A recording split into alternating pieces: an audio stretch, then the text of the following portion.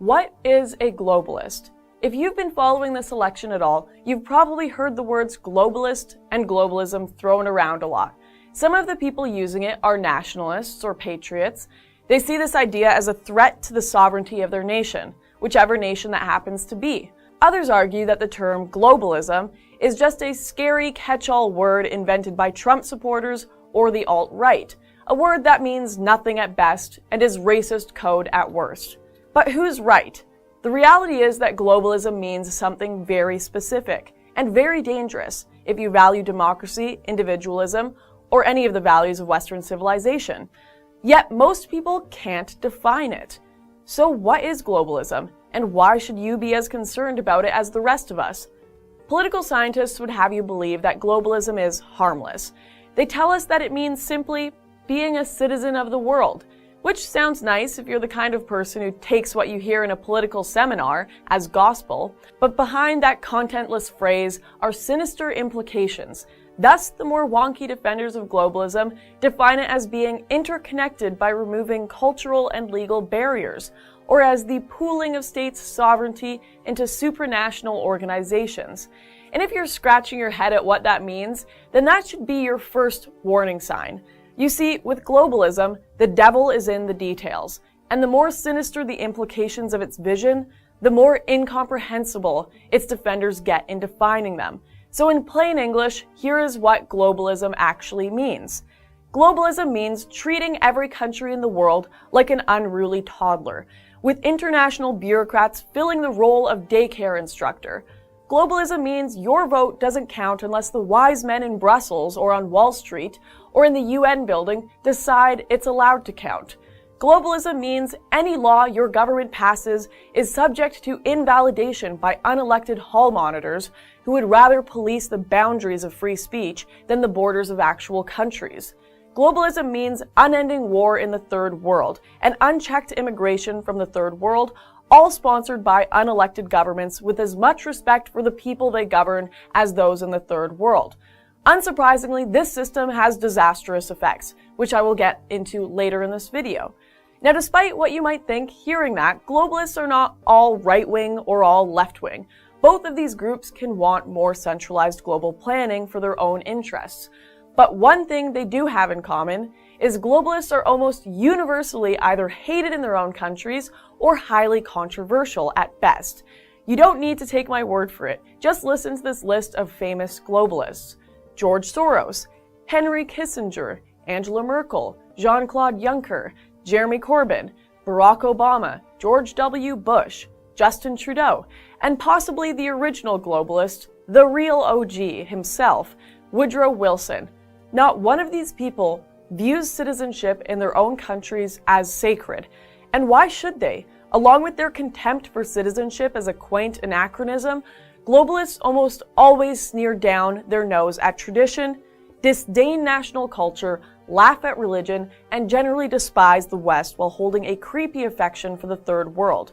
They want open borders, cheap labor, and anti-nationalism to benefit their business and political visions, and are all too willing to shaft the little people to achieve it. To them, freedom means never having to say you're sorry for building your agenda and business on the backs of everyone else. They do this through garnering political power and creating large supranational government entities that push globalist agendas. You've probably heard of those too. You know, groups like the United Nations, the European Union, the IMF, World Bank, African Union, Arab League, UNIFOR, Mercosur, and many more. And despite the warm and fuzzy, we're all in this together talking points that these organizations use to justify their existence, even the most minor criticism exposes them as being united by a far darker purpose. That purpose? To help further the businesses, financial deals, political goals, and life situations of the elites who run them, with the people affected treated as distant, mocked afterthoughts. In short order, here are the goals of the globalists. They want to open up borders for private corporations through policies that weaken borders and trade agreements. This means that if you have a job that pays first world wages and employs you in first world working conditions, you are now obsolete. Because a sweatshop worker in India, or a slave in an African diamond mine, or a victim of trafficking from China can do your job cheaper, and damn their rights or yours. They want to get rid of the gold standard, so that the purchasing power of the dollar will be worth only as much as what the best conman at the biggest central bank says it is. They want to destroy national borders and allow terrorists to move in next door to you in the name of cultural enrichment and diversity. They want to sweep nationalism, nation states, and national democracy under the rug. They want to leave local communities to pick up the tab for their agenda and shut out any local voices complaining about the cost. They want to use the false flag of diversity as cover to mold you into how their balance sheets and Econ 101 textbooks see you, as faceless, expendable consumers deprived of culture, identity, or thought. They want to hide behind the fig leaf of the free market while pushing corporate welfare, cronyism, and too big to fail.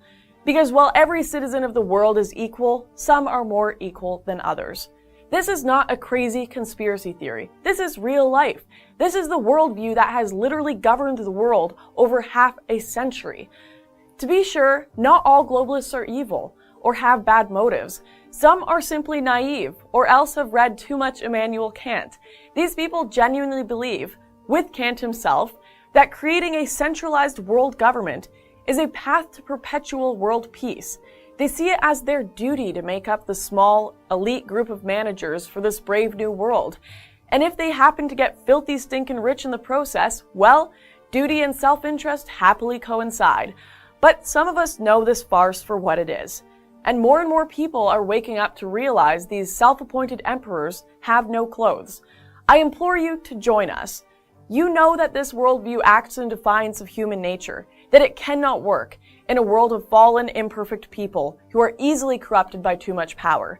You know that the larger and more centralized governments cannot be held accountable, and have watched as many of these globalist organizations do no good for the world and simply serve their own selfish needs. Were the 800,000 people slaughtered in the Rwandan genocide better off because the UN was there to supervise their murder?